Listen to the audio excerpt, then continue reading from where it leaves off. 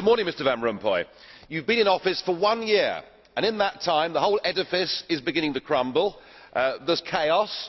The money's running out. I should thank you. You should perhaps be the pin-up boy of the Eurosceptic movement. But just look around this chamber this morning. Just look at these faces. Look at the fear. Look at the anger. Poor old Barroso here looks like he's seen a ghost. You know, they're beginning to understand that the game is up.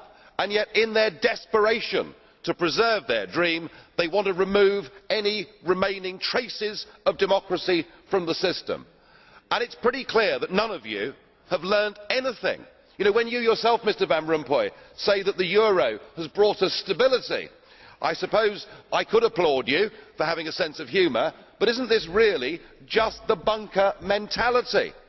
You know, your fanaticism is out in the open. You talked about the fact that it was a lie to believe that the nation state could exist in a 21st century globalised world. Well, that may be true in the case of Belgium, who haven't had a government for 6 months, but for the rest of us, right across every member state in this union, and perhaps this is why we see the fear in the faces, increasingly people are saying, we don't want that flag, we don't want the anthem, we don't want this political class, we want the whole thing consigned to the dustbin of history.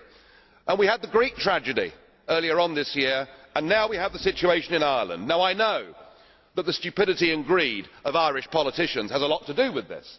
They should never ever have joined the euro. They suffered with low interest rates, a false boom and a massive bust. But look at your response to them. What they're being told, as their government's collapsing, is that it would be inappropriate for them to have a general election. In fact, Commissioner Rehn here said they had to agree their budget first before they'd be allowed to have a general election.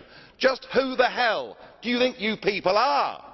You are very, very dangerous people indeed. Your obsession with creating this euro state means that you're happy to destroy democracy. You appear to be happy for millions and millions of people to be unemployed and to be poor. Untold millions must suffer so that your euro dream can continue. Well, it won't work, because it's Portugal next. With their debt levels of 325% of GDP, they're the next ones on the list, and after that I suspect it'll be Spain. And the bailout for Spain would be 7 times the size of Ireland, and at that moment all of the bailout money has gone. There won't be any more. But it's even more serious than economics, because if you rob people of their identity, if you rob them of their democracy, then all they are left with is nationalism and violence. I can only hope and pray that the euro project is destroyed by the markets before that really happens. Thank you.